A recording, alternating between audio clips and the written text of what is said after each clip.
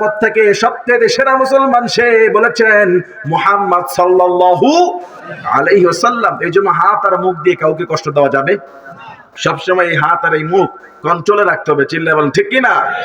নবী করিম সাল্লাল্লাহু আলাইহি সাল্লামের এত সুন্দর সুন্দর বাণীগুলো তৎকালীন কাফেররা পছন্দ করতো না। মুশরিকরা নবীকে নবী হিসেবে মেনে নেয় নাই, অথচ আমার আপনার নবী কত সুন্দর ছিল, তার ব্যবহার কত সুন্দর ছিল, তার আখলাক কত চমৎকার ছিল।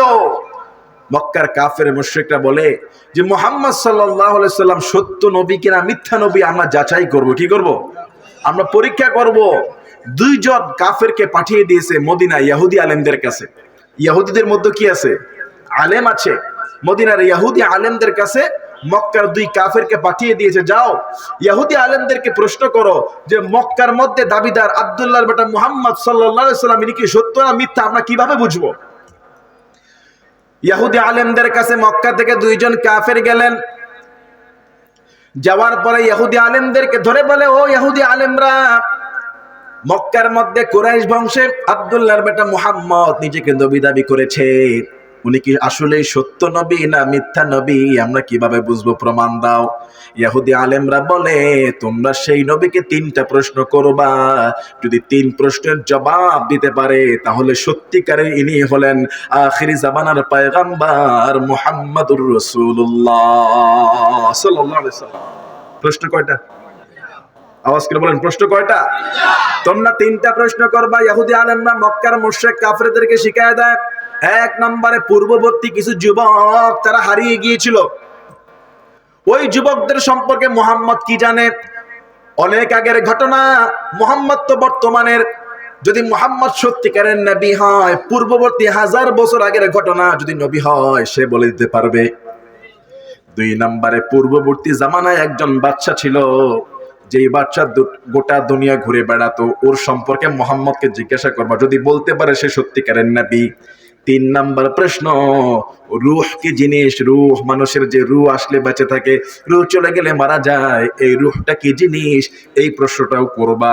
এই তিনটা প্রশ্নের জবাব যদি সে পারে তাহলে ধরে নেবা ইনি হলেন খাতামুন নবিয়্যিন রাহমাতাল লিল আলামিন। আল্লাহু আকবার। কি ভাই বুঝে আসতেছে? মদিনা আপনার এই ফরিদপুরের মানুষ বুঝে আসতেছে? মুসলমান ইমানদার, তিন প্রশ্ন করবা। মক্কার মুশরিকরা মদিনা থেকে মক্কায় আসলেন।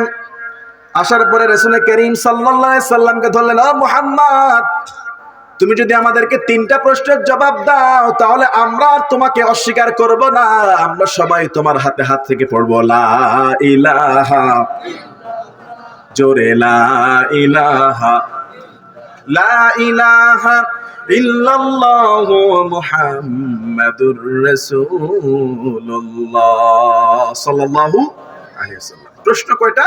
তিনটা। নবী তিনটা প্রশ্নের জবাব দেন। এক নম্বরে পূর্ববর্তী যেই যুবকরা হারিয়ে গিয়েছিল, এই পূর্ববর্তী যুবকদের সম্পর্কে আপনি কি জানেন? দুই নম্বরে পূর্ববর্তী একজন বাদশা ছিল, সেই বাদশা সম্পর্কে জানতে চাই। তিন নম্বরে রূহ কি জিনিস জানতে চাই। এগুলো তো অনেক আগের কথা, নবীজি কি তখন জানার কথা? কিন্তু নবীকে সব সংবাদ জানিয়ে দিতেন কে? আল্লাহ জানিয়ে দিতেন, আকাশ থেকে জানিয়ে দিতেন। সুবহানাল্লাহ বলবেন না? রাসূল আমার ডেকে বলেন, ও কাফেররা, শোনো শোনো, তোমাদের তিন প্রশ্নের জবাব আগামীকালকে আমি দিয়ে দিব। সময় নিয়েছে কয়দিন? একদিনের সময় নিয়েছে, যাতে করে আকাশ থেকে ওহী নাজিল হবে। আল্লাহ যখন জানিয়ে দিবে তারপর তিনিও বলে দিবেন। তিনি বললেন, আগামীকালকে তোমাদের সবগুলার প্রশ্নের জবাব দিব, একটা দিন আমার সময় দাও। সমস্ত কাফেররা চলে গেল আগামীকালকের অপেক্ষায়। বিশ্বনবী যখন আগামীকালকে বলে দিব এই কথাটা বললেন, এই কথা বলার পরে আগামীকালকে সমস্ত কাফেররা হাজির হয়ে যায়। একদিন পার হয়ে যাওয়ার পরও আকাশ থেকে ফেরেশতা জিবরাইল কিন্তু আসে, সংবাদ নিয়ে আসে নাই। রাসূল সাল্লাল্লাহু আলাইহি ওয়াসাল্লাম মনে কষ্ট পেলেন, আয় হায়, আগামীকাল হয়ে গেল, জবাব কি দিব? কাফেররা বলতে শুরু করলো, ওই যে দেখো, তিন প্রশ্নের জবাব নাই, তিন প্রশ্নের জবাব দিতে পারছে না। কাফেররা কটু বাক্য বললো, একটার পর একটা খারাপ মন্তব্য করলো। আল্লাহর রাসূল সাল্লাল্লাহু আলাইহি ওয়াসাল্লাম মনে কষ্ট পেলেন কাফেরদের কথা শুনে। অন্যদিকে ফেরেশতা জিবরাইল আসেন নাই, আরেক দিক থেকে দুইটা পেরেশানি। আগামীকাল হয়ে যায়, ফেরেশতা জিব্রাইল আসেন নাই আল্লাহর পক্ষ থেকে খবর নিয়ে, 3 প্রশ্নের জবাব নিয়ে। তৃতীয় দিন হয়ে যায়, চতুর্থ দিন হয়ে যায়, পঞ্চম দিন হয়ে যায়, 10 দিন, 11 দিন, 12 দিন, 13 দিন, 14 দিন, আকাশ থেকে ওহী নাজিল হয় না। 15 দিন যখন পার হয়ে যায়, আকাশ থেকে ফেরেশতা জিব্রাইল খবর নিয়ে চলে আসলেন। সুবহানাল্লাহ। বসুন। কততম দিনে বলেন? 15তম দিনে আকাশ থেকে ফেরেশতা জিব্রাইল আসলেন। এই যে একদিন পরে আসার কথা ছিল, একদিন পরে আসে নাই, 15 দিন পরে আসছে, নিশ্চয়ই কোনো কারণ আছে না নাই? এই ভাইরা বুঝে থাকলে বলেন, কারণ আছে না নাই?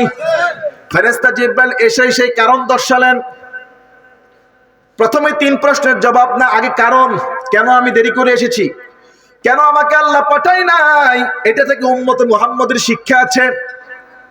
এসেই ফেরেশতা জিব্রাইল সূরা কাহাফের 15 নম্বর পারার একটা আয়াত তেলাওয়াত করে শোনায়া দিলেন, ওয়ালা তাকুলান্না লিশাইইন ইন্নী ফাইলুন যালিকা গাদা ইল্লা আইয়াশা আল্লাহ ওয়াযকুর রাব্বাকা ইযা নাসিতা ওয়া কুল আসা আন ইয়াহদিয়ানি রাব্বি লিআকরাব মিন হাযা রাশাদা।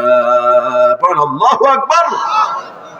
ফেরেশতা জিব্রাইল বলেন, ও নবী, আপনি বলেছিলেন আগামী কালকে আসবা, প্রশ্নের জবাব পেয়ে যাবা, এইভাবে বলা কিন্তু যাবে। ভবিষ্যতের যখন কোনো কথা বলবেন, ওয়ালা তাকুলান্না লিশাইইন ইন্নী ফাইলুন যালিকা গাদা, আগামী কালকে আমি এটা করব সেটা করব, এইভাবে বলা যাবে না।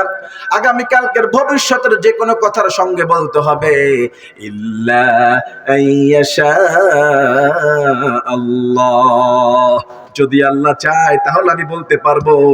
অর্থাৎ ভবিষ্যতের যে কোনো কাজের শুরুতে, যে কোনো কাজের কথার সময় বলতে হবে ইনশাআল্লাহ। আল্লাহু আকবার। ও নবী, আপনি তো ইনশাআল্লাহ বলেন নাই।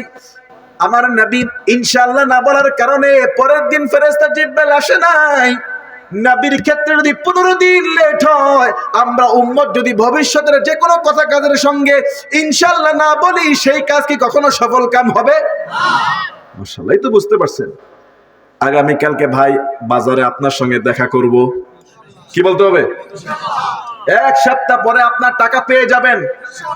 যদি বলি শুধু পেয়ে যাবেন, তাহলে টাকা নাও দিতে পারি। আর যদি বলি ইনশাআল্লাহ, যদি আল্লাহ চায়, যদি আল্লাহ চায় ভাই টাকাটা পরিশোধ করে দিব 1 সপ্তাহ পরে।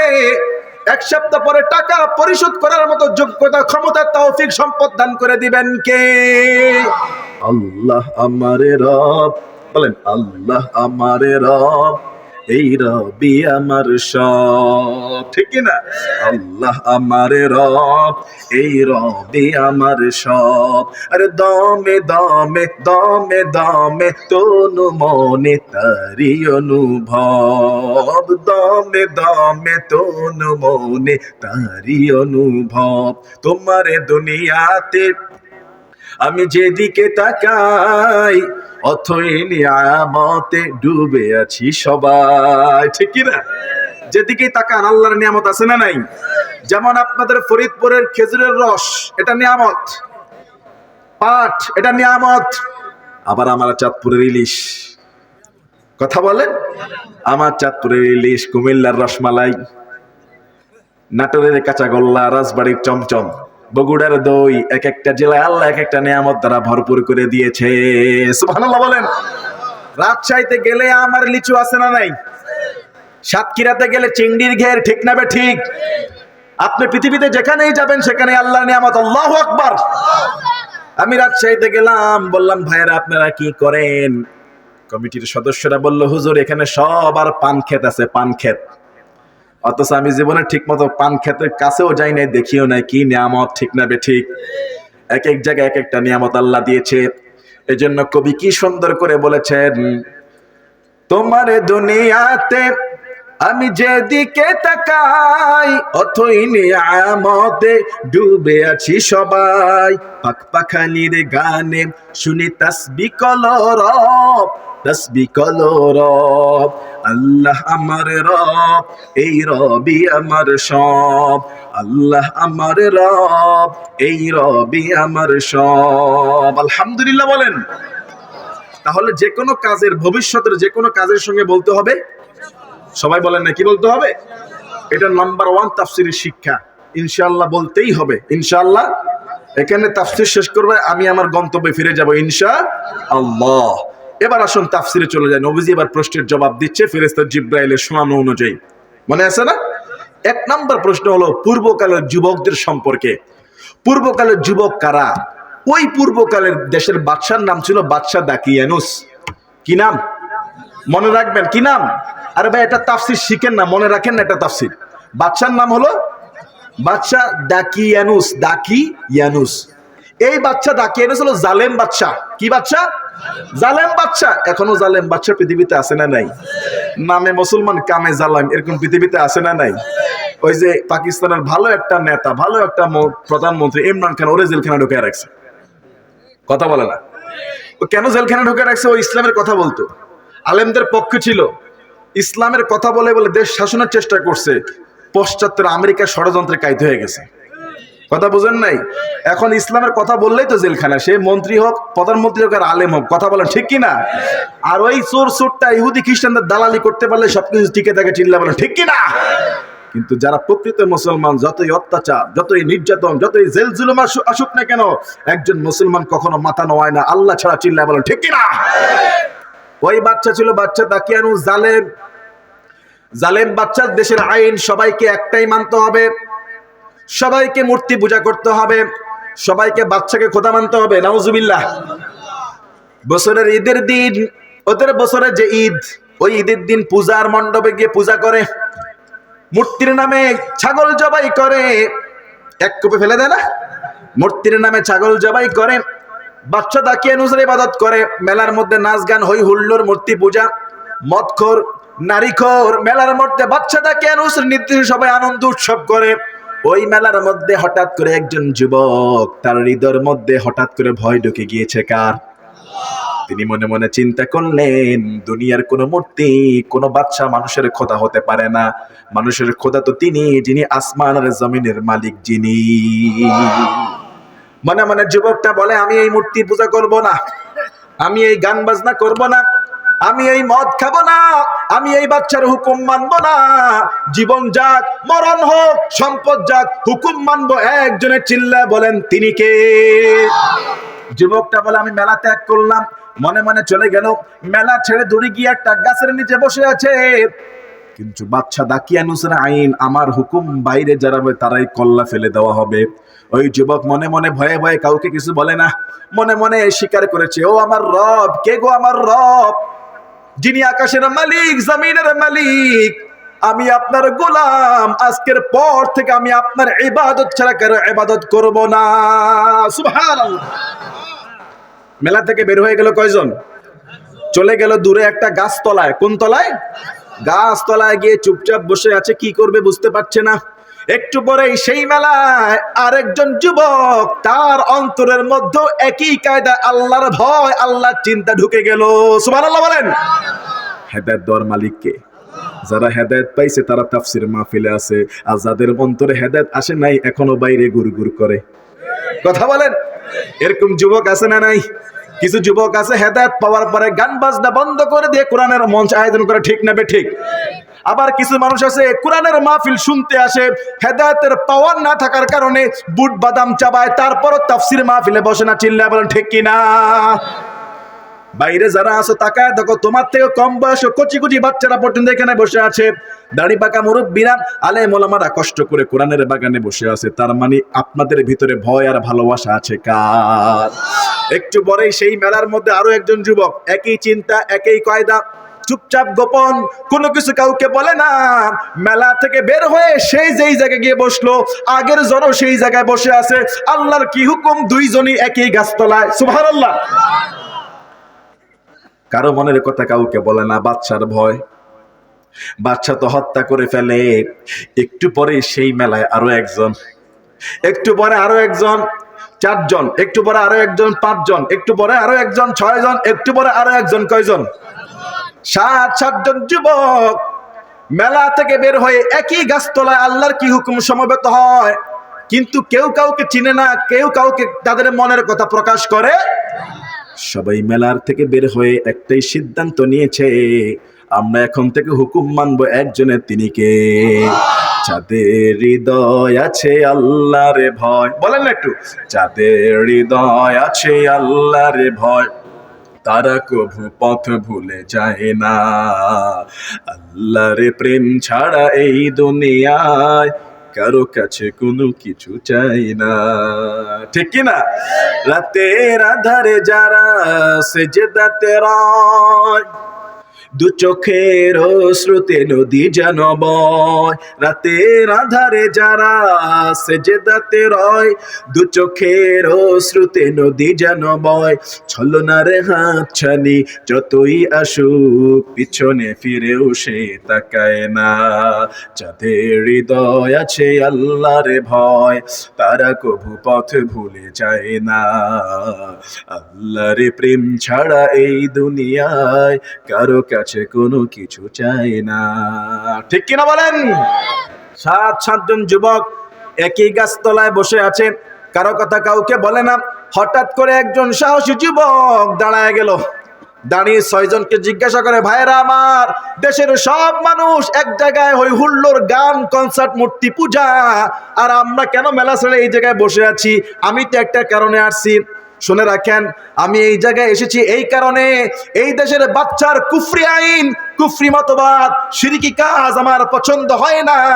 আমি এক আল্লাহর গোলামি করার জন্য মেলা বর্জন করে এই জায়গায় এসেছি। আপনারাও কেন এসেছেন তাড়াতাড়ি বলে ফেলেন। সুবহানাল্লাহ। ওই যুবক যখন এই কথা বলল, বাকি ছয়জন যুবক তারাও বলছে, ভাই আমরাও তো একই সিদ্ধান্ত নিয়ে মেলা থেকে বেরিয়ে পড়েছি। সুবহানাল্লাহ। রব্বুল আলামিন বলেন, ইন্নাহুম ফিতয়াতুন আমানু বিরাব্বিহিম ওয়া জিদনাহুম হুদা। বলেন আল্লাহু আকবার। তারা হলো এমন যুবক, তাদের ঈমানকে আল্লাহ বাড়িয়ে দিয়েছেন। মুসলমান ঈমানদার হঠাৎ করে দেশের যে বাদশা, তার কানের মধ্যে সংবাদ চলে গেল, দেশের মধ্যে 7জন যুবক বাচ্চার আইন মানে না, মানে আল্লাহর আইন। বাদশা সঙ্গে সঙ্গে নির্দেশ দিলেন, এদেরকে গ্রেফতার করো। এই 7জন যুবককে গ্রেফতার করা হলো। গ্রেফতার করে বাদশার দরবারে হাজির করা হয়। এবার বলা হচ্ছে, বাদশা বলতেছে, ও যুবকেরা, শোনো শোনো, তোমরা ভালো ঘরের সন্তান, বড় লোকের সন্তান, শিক্ষিত সন্তান, ভদ্র সন্তান। আমি চাইলে এখনই তোমাদেরকে হত্যা করতে পারি, কিন্তু না না, হত্যা করব না। মাত্র তোমাদেরকে সময় দিলাম 3 দিন। কয়দিন? 3 দিন সময় দিলাম। 3 দিনের ভিতরে সিদ্ধান্ত যদি পরিবর্তন না করে, আমার হুকুম যদি না মানো, একটারও শরীরের সঙ্গে কল্লা থাকবে। 7জন যুবক, তাদেরকে ছেড়ে দেওয়া হয় মাত্র 3 দিনের জন্য। 7জন যুবক বাদশার সামনে থেকে যাওয়ার আগে তারা দাঁড়িয়ে গেল। বাদশার সামনে থেকে যাওয়ার আগে বাদশাকে দাওয়াত দিল, হ্যাঁ বাদশা শুনেন, আল্লাহকে বাদ দিয়ে যার ইবাদত আপনি করতেছেন, যেই মূর্তি পূজা, যেই শিরক, যেই সূর্য পূজা, যেই চন্দ্র পূজা, যেই দেবদেবীর ইবাদত করছেন, নিজেকে খোদা দাবি করতেছেন, এর পক্ষে কি কোনো দলিল দেখাতে পারবেন কিনা? বাদশা বলে, দলিল বুঝি না, প্রমাণ বুঝি না, সময় দিলাম মাত্র 3 দিন। 3 দিনের ভিতরে যদি সংশোধন না হয়, তোমাদের সবগুলোকে হত্যা করা হবে। 7জন যুবক বাদশার দরবার থেকে চলে গেল। আর টেনশন, মাত্র সময় 3 দিন। 3 দিনের ভিতরে ইসলাম ছাড়তে হবে, 3 দিনের ভিতরে আল্লাহকে ছাড়তে হবে, নতুবা কল্লা দেওয়া লাগবে। এ মুসলমান ঈমানদার, 7জন যুবক যখন একটা জায়গায় বসলো, মিটিং করলো, রব্বুল আলামিন বলেন, ওয়ারাবাতনা আলা কুলুবিহিম, আমি আল্লাহ তাদের অন্তরের ঈমানটাকে আরো দৃঢ়, আরো মজবুত, আরো শক্তিশালী করে দিলাম। সুবহানাল্লাহ। 7জন যুবক ইদ কামু, তারা দাঁড়ায় গেল। ফাকালু রব্বুনা রব্বুস সামাওয়াত, সাতজন যুবক বলছে, আমাদের রব তো তিনি আসমানের মালিক যিনি, আল্লাহু আকবার, ওয়াল আরদি, জমিনের মালিক যিনি, লান নাদউয়া মিন দুনিহি ইলাহা, আল্লাহ ছাড়া কোন ইলাহকে আমরা মানব না। লাকাদ কুল্লা ইদান শাতাতা, যদি মানি এইটা হবে অত্যন্ত গহিরিত কাজ, খারাপ কাজ। জীবন যাক, প্রাণ যাক, সম্পদ যাক, ঘর যাক, কল্লা যাক, সব দিব, তারপরও আল্লাহ দিব না। আল্লাহু আকবার। এরকম ঈমান এখন আমাদের আসেনি? কোথায় আছে? এখন তো এক কাপ চা খাওয়াইলেই ভোট বিক্রি হয়ে যায়। একজনকে যদি ঢুকে ফেলে তিনজন ভয় পায়। আজকে যদি ওমরের মতো সাহসী সন্তানরা এই পৃথিবীতে থাকতো বাংলার জমিনে, আল্লামা মামনুল হক সাহেবের মতো আলেমরা জেলখানায় এতদিন বন্দী থাকতো না, আমির হামজার এতদিন জেলখানায় থাকতো না, মাওলানা গুনবি হাসান যাদের নাম গন্ধ নাই তাদেরকে পর্যন্ত আজকে জেলখানায় বন্দী করে রাখা হয়েছে। যদি আপনারা সত্যি ইসলাম প্রিয় আর সাহসী যুবক হতেন, ইসলামের উপর নাস্তিক মুরতাদরা আঘাত করার সাহস পেত না, ঠিক কি না? আজকে মুসলমানদের দেশে মুসলমানদের সঙ্গে যে রং তামাশা করা হয়, দুঃখ লাগে। মুসলমানদের দেশে মুসলমানদের সঙ্গে যে রং তামাশা করা হয়, একটা অমুসলিম দেশেও মনে হয় এতটা মুসলমানদের উপর আঘাত করা হয় না। চিল্লায় বলেন ঠিক কিনা? 90% মুসলমানদের দেশে, যেখানে আলেমরা মুক্ত বাতাসে মুক্তভাবে কথা বলার দরকার ছিল, সে জায়গায় একটু 19 থেকে 20 হলে বাতিলের প্রতিবাদ করলে আলেমদেরকে জেলখানায় ঢুকায় দেওয়া হয়। কথা বলেন ঠিক কিনা? মনে রাখবেন, মুসলমান আলেমদেরকে জেলবন্দি করে আর কয়েকটা তাফসীর মাহফিল বন্ধ করে বাংলাদেশে ইসলামের বিজয়কে দাবিয়ে রাখতে পারবে না। এদেশে ইসলাম ছিল, আছে, থাকবে। কোরআনের জন্য প্রয়োজন মানুষ জীবন দিয়ে দিবে। কথা বলেন ঠিক কিনা? রাজি আছি না নাই? আরো আসতে বলেন, রাজি আছি না নাই? 7 জন যুবকের মতো হতে চাই কি চাই না? যুবকরা বলে জীবন দিব, কল্লা দিব, আল্লাহ দিব না। ওই যুবকেরা সিদ্ধান্ত নিলেন, প্রয়োজনে বাচ্চার হাতে ধরাও খাবো না, আল্লাহর ইবাদত করার জন্য গ্রাম ছাড়া হলে গ্রাম ছেড়ে চলে যাব। সুবহানাল্লাহ। যেই চিন্তা সেই কাজ। রাতের অন্ধকারে 7 যুবক রওনা হয়ে গেলেন, সিদ্ধান্ত নিলেন আমরা গ্রাম ছেড়ে চলে যাব, বাচ্চার হাতে ধরাও দেব না, আল্লাহর ইবাদত করবো একা একা। যেহেতু এটা শিরকি এলাকা, জালেমদের এলাকা, সব যেহেতু জালেম। রব্বুল আলামিন বলেন, ওয়া ইয আ'তাযালতুমুহুম ওয়া মা ইয়া'বুদুনা ইল্লা আল্লাহ।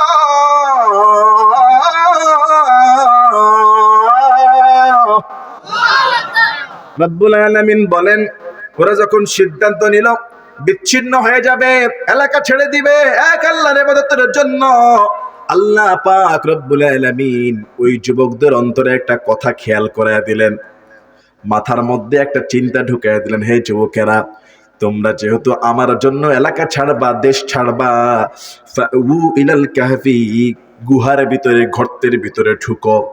গুহা গর্ত চিনেন তো? পাহাড়ের ভিতরে যে গুহার গর্ত, এই গর্তের ভিতরে ঢুকো।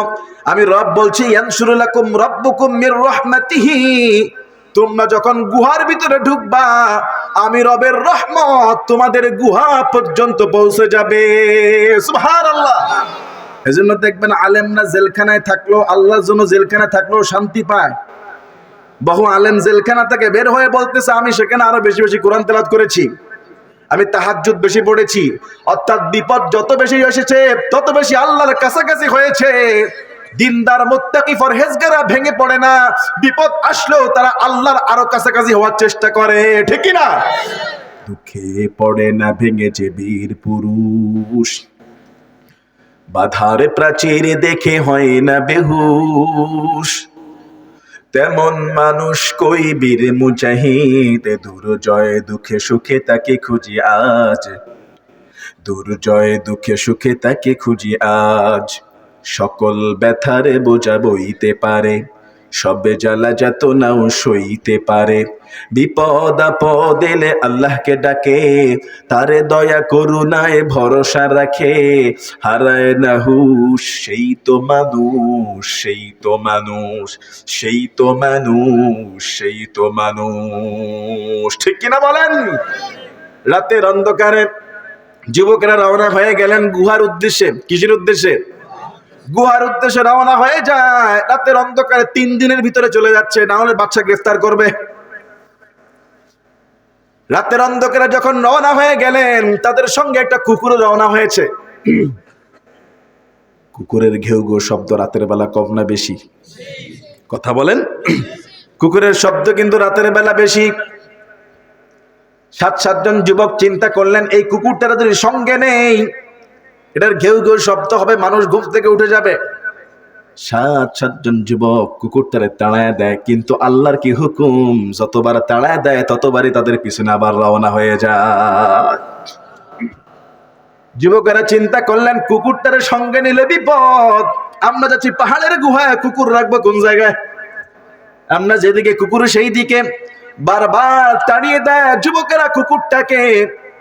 কোন তফসির কারক এই কুকুরের নাম দিয়েছে তিতিমির। বারবার তাড়িয়ে দেওয়ার পরে কুকুরের জবান আল্লাহ খুলে দেয়। কুকুর ডাক দেয়া বলে, ও আল্লাহওয়ালা যুবকেরা, আমাকে তাড়িয়ে দিও না, তোমাদের সঙ্গী সাথী হিসেবে নিয়ে যাও। তোমাদের পাহারাদার হয়ে আমি আল্লাহর পক্ষ থেকে নিযুক্ত হয়ে গিয়েছি। কোন মুফাসসির বলছেন, একটা কুকুর জান্নাতে যাবে, এই 7 যুবকের সঙ্গী যেই কুকুরটা, এই কুকুরটা নাকি জান্নাতেও যাবে। সুবহানাল্লাহ। আর কোন কুকুর কিন্তু জান্নাতে যাবে? গরু, ছাগল, হরিণ, বাঘ, ভাল্লুক, পশু পাখি, এদের কিন্তু জান্নাতও নাই, জাহান্নামও। বলে হুজুর এদেরকে কি করবে? এদেরকে কিয়ামতের ময়দানে আল্লাহ হায়াত দিবেন। কিয়ামতের ময়দানে এদেরকে আল্লাহ রূহ দিয়ে জিন্দা করবেন। জিন্দা করার পরে গরুকে ডাক দিয়ে বলবে, গরু তোমারে কে গুতা মারছিল দেখাও। গরু বলবে, আল্লাহ ওই যে ওইটা আমার একটা গুতা মারছিল, লম্বা শিংওয়ালা। আল্লাহ বলবে, আজকে প্রতিশোধ নাও, তুমি একটা মারো। ছাগলকে বলবে, ছাগল তোমারে কেউ গুতা মারলো, ওরা একটা মারো। অর্থাৎ প্রাণীদের যে হিসাব নিকাশ, কেউ যদি কাউরে কোনো ক্ষতি করে, ওটার সুদবাদ হয়ে যাবে কিয়ামতের ময়দানে। তারপর আল্লাহ সমস্ত প্রাণী, গরু, ছাগল, উট, বাঘ, ভাল্লুক, সিংহ, হরিণ, হাতি যতগুলো রয়েছে সবগুলাকে আল্লাহ বলবে, তোমরা এবার মাটি হয়ে যাও। সবগুলো যখন মাটি হয়ে যাবে, সেদিন জাহান্নামীরা, কাফেররা দেখে আফসোস করবে, আল্লাহ আজকের এই কঠিন ময়দানে জাহান্নামী না হয়ে এদের মতো যদি মাটি হয়ে যেতাম, কতই না আমাদের জন্য কল্যাণ হতো। শুধু আফসোস করবে, কোনো কাজ হবে? কুকুরটা রওনা হয়ে গেলেন। 7 জন যুবক,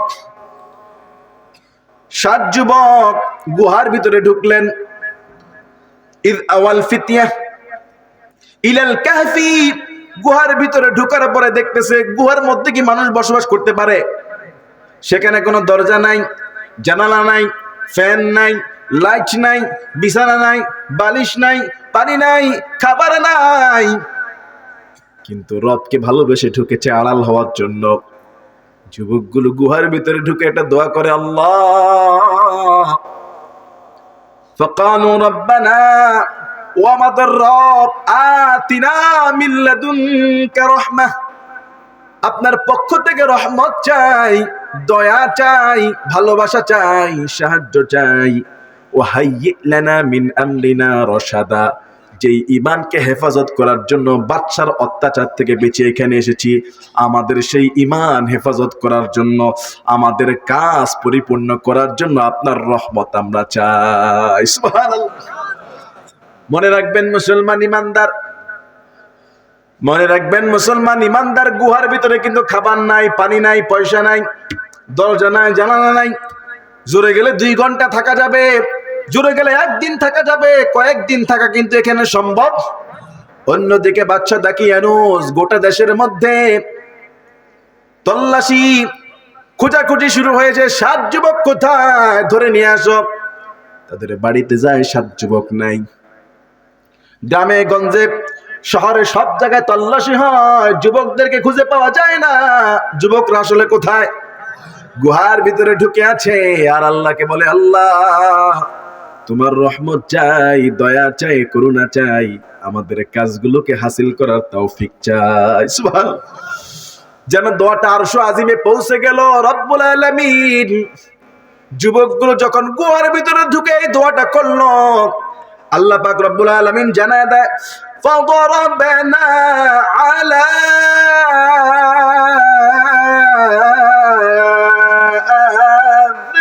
আযানিহিম ফিল কাহফি সিনিন।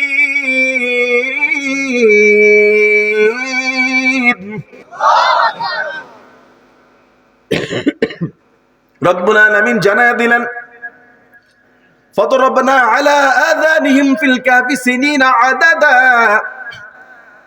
সঙ্গে সঙ্গে যুবকদের কানগুলোকে আল্লাহ বন্ধ করে দিলেন।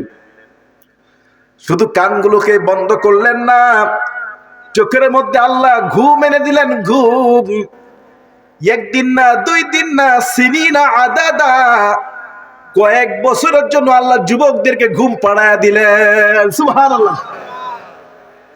ঘুমাইলে কি আর খাবারের কথা, গোসলের প্রয়োজন, কোনো টেনশন, কোনো মাথা ব্যথা? যে ব্যক্তি ঘুমায় 6 ঘন্টা 8 ঘন্টা, পৃথিবীর কোনো হুঁশ থাকে না, যেন একটা মরা লাশ। যে ব্যক্তি ঘুমায় 8-9 ঘন্টা, 10 ঘন্টা বা 1 ঘন্টাও যদি ঘুমায়, দুনিয়ার কোনো খবর। রাসূল বলেছেন 3 ব্যক্তির উপর থেকে আল্লাহ কলম উঠায় নিয়েছেন। বলে কি কলম? মানে হিসাবের কলম, নেকের কলম, পাপীর কলম। 3 ব্যক্তির উপর থেকে আল্লাহ উঠায় নিয়েছেন, এদের কোনো হিসাব নাই।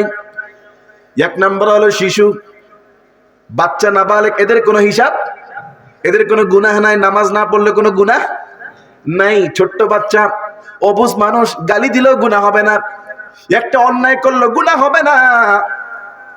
2 নম্বরে পাগল, ওর তো ব্রেইনই ঠিক নাই, ওর আবার কিসের নামাজ? কথা বলে না। 3 নম্বরে ঘুমন্ত ব্যক্তি, ঘুমের মধ্যে তার কোনো গুনাহ। এবার স্বপ্নের মধ্যে আপনি যদি কোনো খারাপ কাজও করেন, মাফ করে দেবেন কে? 3 ব্যক্তির উপর থেকে আল্লাহ কলম উঠিয়ে নিয়েছেন। এই 7 জন যুবককে আল্লাহ টেনশন মুক্ত করার জন্য, গরম ঠান্ডা থেকে বাঁচার জন্য, খাবার গোসল থেকে বাঁচানোর জন্য কয়েক বছরের জন্য আল্লাহ ওই গুহার মধ্যে ঘুম পাড়ায় দিলেন।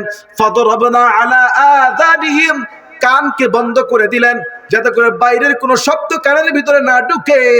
ফাদরাবনা আলা আযানিহিম ফিল কাহফি সিনিনা আদাদা, চোখের মধ্যে ঘুম দিয়ে দিলেন কে?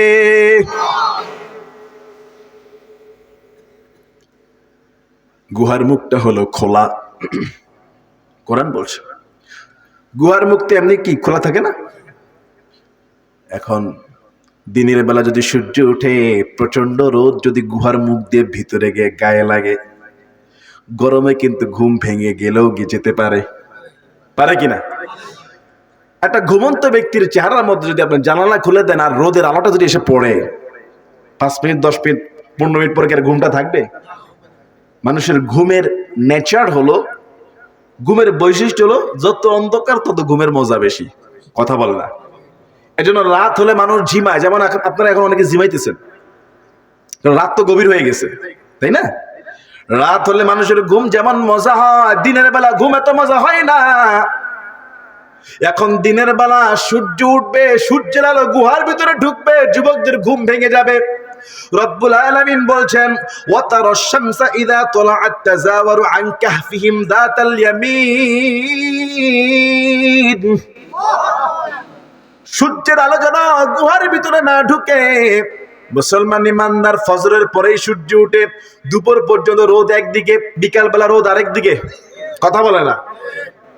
আপনি যদি সারাদিন জানালাটা খোলা রাখেন, দেখবেন সকালবেলা রোদ একদিকে বিছানায় পড়ে, বিকালবেলা রোদ আরেক দিক থেকে ঢুকে। রব্বুল আলামিন কোরআনুল কারীমের মধ্যে বলছেন, ওয়াতারাশ শামসা ইযা তালাআত তাযাওয়ারু আন কাহফিহিম যাতাল ইয়ামিন। আল্লাহ পাক রব্বুল আলামিন জানায় দেয়, সূর্যের আলো যেন সকালবেলা তাদের গুহার ভিতরে না ঢুকে প্রতিদিন সূর্যটারে সকালবেলা পূর্ব দিক থেকে উঠায়া মধ্য দুপুর পর্যন্ত আমি আল্লাহ ডান দিকে চাপায়া চাপায়া পূর্ব দিকে নিয়েছি। সূর্যের আলো সোজা উঠে সোজা ডুবে, ঠিক কিনা? পূর্ব দিক থেকে উঠে পশ্চিম দিকে ডুবে, কথা বল না। কিন্তু গুহার ভিতরে যেন আলো না ঢুকে, পূর্ব দিক থেকে উঠছে ঠিক আছে, ডান দিকে হেলায় হেলায় আল্লাহ নিয়েছে দুপুর পর্যন্ত, যাতে করে সূর্যের আলো ডাইরেক্ট এই আল্লাহ ওয়ালাদের গায়ে না লাগে। এ মুসলমান ইমানদার, রব্বুল আলামিন বলছেন ওয়াইদা গরাবাত তাকরিদুহুম যাতা শিমাল, আবার যখন বিকালবেলা সূর্যটা ডুবতো, সূর্যের আলো যেন ডাইরেক্ট গুহার ভিতরে না ঢুকে, এই জন্য আমার আল্লাহ বাম দিকে চাপায়া চাপায়া পশ্চিম দিকে সূর্য ডুবিয়ে দিতেন। সুবহানাল্লাহ। যুবক কয়জন বলেন? এই যে সূর্য নড়ে গেছে, কয় যুবকের জন্য? আর গোটা পৃথিবীর সবগুলো ছিল জালেম, বাচ্চা দাকিয়ানুসের গোলাম। 7 যুবকের জন্য যদি আল্লাহ সূর্যকে পরিবর্তন করতে পারে, আর বাংলাদেশের 90% যদি আল্লাহু আকবার বলে ডাক দেয়, আল্লাহর সাহায্য কি আসমান থেকে জমিনে আসবে না? আসবে, আসবে। আমাদের দেশের শাহরিয়ার কবির নাস্তিকটা সে বলেছে বাংলাদেশে ইসলামী আইন দিয়ে দেশ চলতে পারবে না। এই শাহরিয়ার কবির নাকি মুক্তিযুদ্ধের সময় পাকিস্তানিদের মুরগি সাপ্লায়ার ছিল। আমাদের দেশে বহু বুদ্ধিজীবী নাস্তিক মুরতাদ টেলিভিশনের টকশে বসে আলেম ওলামাদেরকে মোল্লা আর জঙ্গিবাদ বলে গালি দেয়, কথা বলেন ঠিক কিনা? আমরা বলি আলেমরা কখনোই জঙ্গিবাদ হয় না, আলেমরা কখনোই উগ্র হয় না, বরং ইসলামের বিরুদ্ধে তোমরা যারা কথা বলো তোমরাই হলো চূড়ান্ত দুশমন আর সন্ত্রাস, ঠিক কিনা? আমাদের দেশের ক্লাস 7 বইতে শরীফ শরীফার গল্প ঢুকাই দিছে, শুনেন না আপনারা? শরীফ শরীফার গল্প মানে সমকামী, ছেলে হয়ে ছেলেকে বিয়ে করবে, মেয়ে হয়ে মেয়েকে বিয়ে করবে, কোনো সমস্যা নাই। এটা হলো আমাদের পাঠ্যপুস্তকের একটা মেসেজ। 8-9 বইতে সম্ভবত স্কুলের যে মানচিত্র আছে, এই মানচিত্রের মধ্যে ইসরায়েলের নাম দিয়েছে, ফিলিস্তিনের নাম আসে নাই। অথচ ফিলিস্তিনকে দখল করে ইসরায়েলের ইহুদি রাষ্ট্র, কথা বলে না। আজ পর্যন্ত ইসরায়েল আর ফিলিস্তিন যুদ্ধে লিপ্ত। ফিলিস্তিন হলো মুসলিম কান্ট্রি, আর ফিলিস্তিনে রয়েছে মুসলমানদের কলিজা মসজিদুল আকসা। যেই মসজিদুল আকসা শুধু ফিলিস্তিনের না, গোটা মুসলমানের সম্পদ, মুসলমানদের প্রথম কেবলা ফিলিস্তিনে মসজিদুল আকসা। রাসূল বলেছেন সেখানে যে ব্যক্তি 1 রাকাত নামাজ পড়বে আল্লাহ তাকে 1000 রাকাতের সওয়াব দান করে দিবে। যেই মসজিদুল আকসার জন্য ফিলিস্তিন যুদ্ধ করে ইসরায়েলের সঙ্গে, সেই ইসরায়েলের নাম, যে ইসরায়েলকে মুসলমান 200 কোটি মুসলমান স্বীকৃতি দেয় না, ওই ইসরায়েলের নাম বাংলাদেশের স্কুলের বইতে ফিলিস্তিনের নাম নাই। এই বইয়ের পিছনে ইসরায়েলের দালালদেরও হাত আছে, ঠিক না? আর পুরা বইতে রামকৃষ্ণ হরে কৃষ্ণ কত কিছু ঢুকাইছে। আর মাদ্রাসার দাখিল বইয়ের মধ্যে ঢোল তবলা হারমোনিয়াম ভেয়াপনা নারীদের নাচ নাচনির ছবি মাদ্রাসার ছাত্রগুলি শিখবে। আমি বলেছি এই বই যারা লিখেছে এরা মুসলমানের নাম হলো, মুসলমানের সন্তান হলো, এরা গরুর মুদ খেয়ে বই লিখেছে, ঠিক কিনা? ওরা ইসরায়েলের দালাল, ওরা ইসকনের দালাল, ওরা ইহুদিদের দালাল, যারা মুসলমান সন্তানদেরকে ইসলাম বিদ্বেষী, ইসলাম বিরোধী শিক্ষা দিয়ে দেশের ইসলামকে ধ্বংস করতে চায়। ওরা নামদারি চূড়ান্ত মুনাফিক, টাটকা শয়তান, চিল্লা বলেন ঠিক কিনা?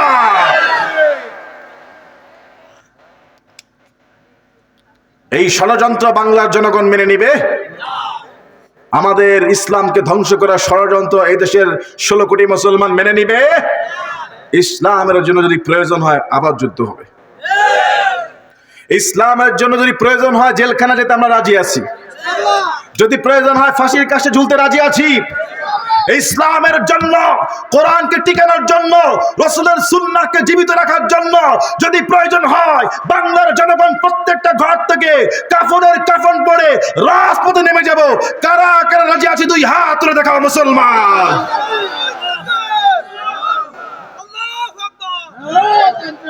নাস্তিকতা নিপাত যাক, দিন ইসলাম জিন্দাবাদ। নাস্তিকতা নিপাত যাক, দিন ইসলাম জিন্দাবাদ।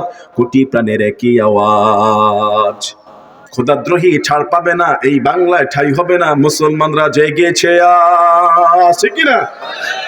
জোর কদমে সামনে চলো, বজ্র কণ্ঠে আওয়াজ তোলো, সবাই মিলে একই তালে দাও না স্লোগান, নারায়ে তাকবীর, নারে তাকবীর। দিন ইসলাম, দিন ইসলাম জিন্দাবাদ, জিন্দাবাদ। ইসলামেরই জন্য দেশের হয়েছে জন্ম, ইসলামের বিরুদ্ধে গেলে দেশ হবে ভিন্ন, ঠিক কিনা? ইসলামেরই জন্য দেশের হয়েছে জন্ম, ইসলামের বিরুদ্ধে গেলে দেশ হবে ভিন্ন। ইসলামের বিরুদ্ধে যারা নিয়েছো অবস্থান, এই বাংলায় ঠাঁই হবে না, যাও হিন্দুস্তান। জোর কদমে সামনে চলো, বজ্র কণ্ঠে আওয়াজ তোলো, সবাই মিলে একই তালে দাও না স্লোগান, নারায়ে তাকবীর, নারে তাকবীর। দিন ইসলাম, দিন ইসলাম জিন্দাবাদ, জিন্দাবাদ।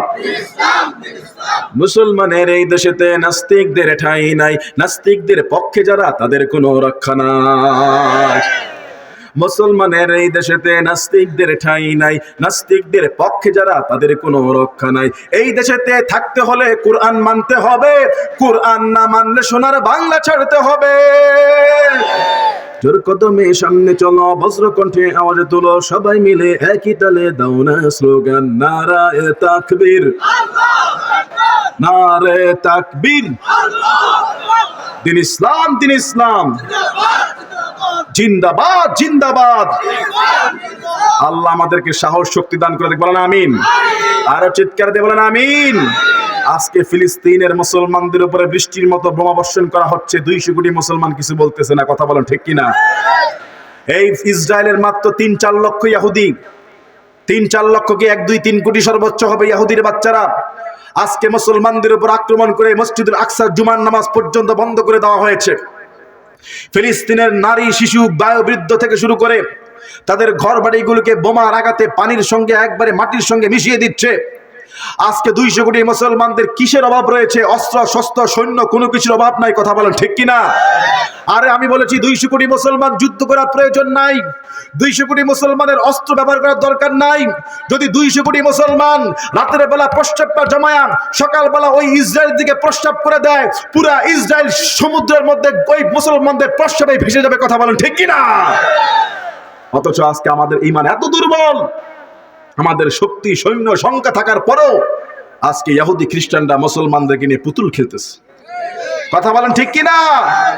আজকে যদি ওমর ফারুকের মতো সেনাপতি থাকতো, আবু বকর, ওমর, হামজা, তালহার মতো যদি আজকে সাহাবীদের মতো ইমানদার যুবক থাকতো, খালিদ বিন ওয়ালিদের মতো যদি আজকে সেনাপতিরা থাকতো, সালাউদ্দিন আইয়ুব, ইখতিরউদ্দিন মুহাম্মদ বিন বখতিয়ার খলজির মতো যদি সেনাপতিরা আজকে থাকতো, সত্যি কথা বলছি এতদিনে ইসরায়েলের মানচিত্র পৃথিবী থেকে মুছে দিয়ে গোটা বিশ্বকে তাক লাগিয়ে দিত, কথা বলেন ঠিক কিনা?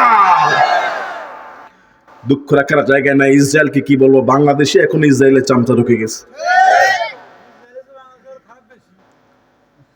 এখন ইসরায়েলের থেকে বাংলাদেশের অবস্থা আরো খারাপ।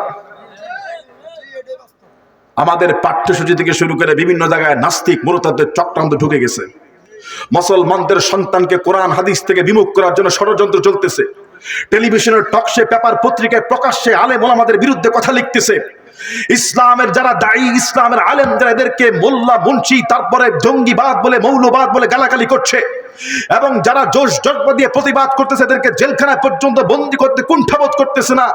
আমি বলে দিয়েছি, কয়জন আলেমকে বন্দি রাখবা? এক আজহারি চলে যাবে, বাংলার ঘরে ঘরে লক্ষ আজহারি, লক্ষ আল্লামা তৈরি হয়ে যাবে, কথা বলেন ঠিক কিনা? আশুকে না যত বাধা, যত ঝড়ে স্নাইকন, রাসূলের পথে মোরা চলবই। এ জীবনে বাজি রেখে দিনের নিশান মোরা বাংলার আকাশে উড়াবই, ঠিক না? আসুকে না যত বাধা যত ঝড়ে সাইকল, রাসূলের পথে মোরা চলবই চলবই। এ জীবনে বাজি রেখে দিনের নিশানে মোরা বাংলার আকাশে উড়াবই। মোরা কামানের মুখোমুখি দাঁড়িয়ে, মোরা কামানের মুখোমুখি দাঁড়িয়ে আল্লাহু আকবার বলবো। আসুকে না যত বাধা যত ঝড় সাইকল, রাসূলের পথে মোরা চলবই চলবই। এই জীবনে বাজি রেখে দিনের নিশানে মোরা বাংলার আকাশে উড়াবই, ঠিক কিনা বলেন? চলে যাচ্ছি তাফসিরে, লম্বা আলোচনা করব না, কষ্ট দিব না। আপনাদের মনে আছে গুহার মধ্যে যুবক কয়জন? তাদের জন্য সূর্যের রুট পরিবর্তন করে দিয়েছেন কে? মাত্র 7 জনের জন্য যদি সূর্য চেঞ্জ হতে পারে, তার মানে বোঝা যায় এই পৃথিবীতে যারা আল্লাহর পক্ষে দিন কায়েমের চেষ্টা করবে, আল্লাহর গায়বী সাহায্য তাদের জন্য নেমে আসবে, ঠিক কি না? 7 জন যুবক গুহার ভিতরে ঘুমায়, সূর্যের আলো যেন না ঢুকে, সকালবেলা ডান দিকে হেলে যায়, বিকালবেলা বাম দিকে হেলে হেলে ডুবে। আর একটা কুকুর মনে আছে? আর একটা কুকুর, সে হলো গুহার বাইরে। সে কোথায়? গুহার বাইরে। রব্বুল আলামিন বলেন ওয়া তাহসাবুহুম আইকাযান ওয়া হুম রুকুদ ওয়া নুকাল্লিবুহুম যাতাল ইয়ামিনি ওয়া যাতাশ শিমাল ওয়া কালবুহুম বাসিতুন যিরাআইহি বিল ওয়াসীদ। আল্লাহু আকবার। রব্বুল আলামিন বলেন, ও নবী মুহাম্মদ সাল্লাল্লাহু আলাইহি ওয়াসাল্লামকে বলতেছে, ও নবী আপনি যদি ওই সময়কার ওই দৃশ্য দেখতেন। কোন দৃশ্য? 7 যুবক যে ঘুমিয়ে আছে, আপনি মুহাম্মদ সাল্লাল্লাহু আলাইহি সাল্লাম যদি আপনি দেখতেন তাদের কাহিনী, আমি আল্লাহ কিভাবে সেট করেছি, 7 যুবককে যদি আপনি দেখতেন, আপনি দেখে মনে করতেন এরা ঘুমন্ত। আসলে কিন্তু ঘুমন্ত ছিল ঠিকই, দেখে মনে করতেন এরা ছিল জাগ্রত। আপনি দেখে মনে করতেন এরা মনে হয় জাগ্রত, আসলে জাগ্রত না, প্রত্যেকটা যুবক ছিল ঘুমন্ত। ঘুমন্ত থাকলেও প্রত্যেকের চোখ আমি আল্লাহ খোলা রেখে দিয়েছিলাম। সুবহানাল্লাহ। আচ্ছা, আল্লাহ চাইলে পারে কি পারে না? অনেক মানুষ মারা যাওয়ার পরও চোখ, কথা বলে না, অনেক মানুষ মারা যাওয়ার পর চোখ খোলা আছে না নাই? চোখ খোলা থাকলে কি এখন মানুষকে জীবিত আছে? রূহ তো নাই। রাসূলকে আল্লাহ বলতেছে ওয়া তাহসাবুহুম আইকাযান ওয়া হুম রুকুদ, যদি আপনি তাদেরকে ওই সময়টা দেখতেন, আপনি মনে করতেন এরা সবাই কি আছে? জেগে আছে। আসলে সবাই কি? ঘুমন্ত, ঘুমাইতেছে। ও নবী ওয়া নুকাল্লিবুহুম যাতাল ইয়ামিনি ওয়া যাতাশ শিমাল, ওদেরকে আমি আল্লাহ ঘুমের ভিতরে একবার ডান দিকে ঘুরায় দিতাম, একবার বাম দিকে ঘুরায় দিতাম। ঘুমের মধ্যে আমাদের একটু কোলামোড়া আছে না নাই? সারা রাত যদি আপনি একতালে পড়ে থাকেন, ঘাড় ব্যথা হয়ে যাবে, কোমর ব্যথা হয়ে যাবে, পিঠ ব্যথা হয়ে যাবে। আল্লাহ বলছে আমি আল্লাহ তাদেরকে ডান কাঁধে ঘুরাতাম, বাম কাঁধে ঘুরাতাম। কেন কেন? গুহার মধ্যে মাটির মধ্যে ঘুমায়, একতালে যদি কয়েক বছর পড়ে থাকে তাহলে কিন্তু পিঠ মাটি খেয়ে ফেলে পচে ফেলতে পারে। আল্লাহ বলছে না, ও নবী তাদেরকে ডান দিকে ঘুরাতাম, বাম দিকে ঘুরাতাম। ওয়া কালবুহুম বাসিতুন যিরাআইহি বিল ওয়াসিদ, গুহার বাইরে কুকুরটা 2 হাত প্রশস্ত হয়ে, 2 হাত প্রশস্ত করে একটা পজিশন নিয়ে বসেছিল, যেন কেউ আসলে থাবা বেড়ে তাকে ধরবে। আল্লাহু আকবার। এখন কি সেখানে গুহার মধ্যে ঢুকার কারো সাহস আছে? যদি দেখে যে এরকম কুকুর একটা বসে আছে, জিহ্বা বের করে 2 হাত মেলে, আবার যদি আরেকটু উকি মেরে দেখে যে গুহার ভিতরে 7 জনের এমনি চায়া আছে, তাগড়া যুবক, ভাববে কোন দেশের ডাকাত মনে হয় এখানে আশ্রয় নিছে। কথা বলে আমার নবীকে আল্লাহ বলে, ও নবী আপনি যদি ওই দৃশ্য দেখতেন যে 7 জন চোখ মেলে পড়ে আছে, আসলে ঘুমন্ত, খবর নাই দুনিয়ার, আর কুকুর একটা গুহার বাইরে পা মেলে পজিশন করে বসে আছে, লাবিত তালাতা আলাইহিম লাওয়াল্লাইতা মিনহুম ফিরারা ওয়া লা মুলিতা মিনহুম রুবা, আপনি ওই দৃশ্য দেখে দিতেন দৌড়, পিছনের দিকে তাকানোর সময় পাইতেন না। এই যে ভয়ঙ্কর পরিস্থিতি করেছেন কে? আল্লাহ। আল্লাহ তাআলা এদেরকে ঘুম থেকে উঠালেন, ঘুম থেকে উঠালেন। উঠার পরে 7 জন যুবক, উঠার পরে একজন আরেকজনের জিজ্ঞাসা করে, ক্বালা ক্বাইলুম মিনহুম কাম লাবিসতুম, কিরে আমরা এই গুহার মধ্যে কতদিন ঘুমাইছিলাম রে? একজন আরেকজনরে জিজ্ঞাসা করে, ক্বালু লাবিসনা ইয়াওমান আও বা'দা ইয়াওম, একজন বলে মনে হয় একদিন, আরেকজন বলে মনে হয় একদিনের অর্ধেক।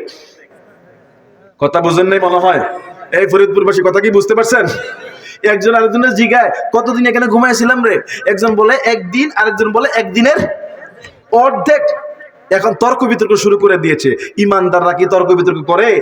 তারা বলে, এই ক্বালু রাব্বুকুম আ'লামু বিমা লাবিসতুম, আল্লাহই ভালো জানে কতদিন এখানে ছিলাম। সুবহানাল্লাহ বলেন। তার মানে কোন বিষয়ে যদি আপনি তর্ক করতে যান, নিশ্চিত না হন, তাহলে জানে কে? নাকি আমাদের দেশে তর্ক করে ওটা জিতাই লাগবে, বাইর করাই লাগবে? যে কোনো বিষয়ে আল্লাহই ভালো জানেন। নাকি কি জানেন? আল্লাহই ভালো জানেন। অনেকে আছে অনেক কিছু চিন্তা করে, অমুক সম্পর্কে তমুক সম্পর্কে, এত চিন্তা না করে আল্লাহই ভালো জানেন। কে ভালো জানেন? আমি বললাম, আল্লাহ, এদেরকে আপনি কতদিন এখানে ঘুম পাড়ায় রাখছিলেন? আল্লাহ তাআলা কোরআনুল কারীমে জবাব দেয়,